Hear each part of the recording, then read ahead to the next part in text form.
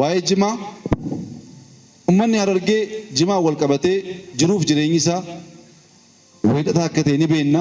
Kallattii mootummaa naannoo Oromiyaaf laannee lafti Finfinneetti kennamee jira nan beeka. Waldaan ijaaramee jira nan beeka. Faayinaansiin qarshii rakkina akka hin mudanneef baankiin garaagaraa akka gargaaru kallattiin taa'ee jira. Hojiichi maalirra akka jiru dhiyeenyatti hin beeku hin qorannaa kallattiidhaan garuu sirreessaa akka jiru odeeffannoo qabdu jedhee yaada. Lafas laanneerra waldaas ijaarree jirra.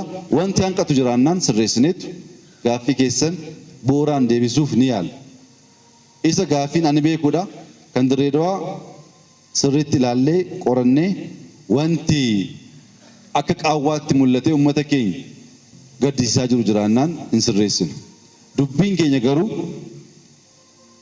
itti gaafatamummaa waan qabnuuf yeroo hundi akkuma sila namoonni baay'ee kaasaa turtan gaafa mootummaan kun balleesse wanti isiniin mijanne jiraannaan bor ganam ba'uu dandeessu.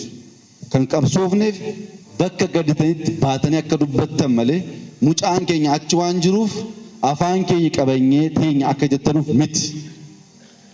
Bakka gadditan hundatti baa himadhaa dubbatan.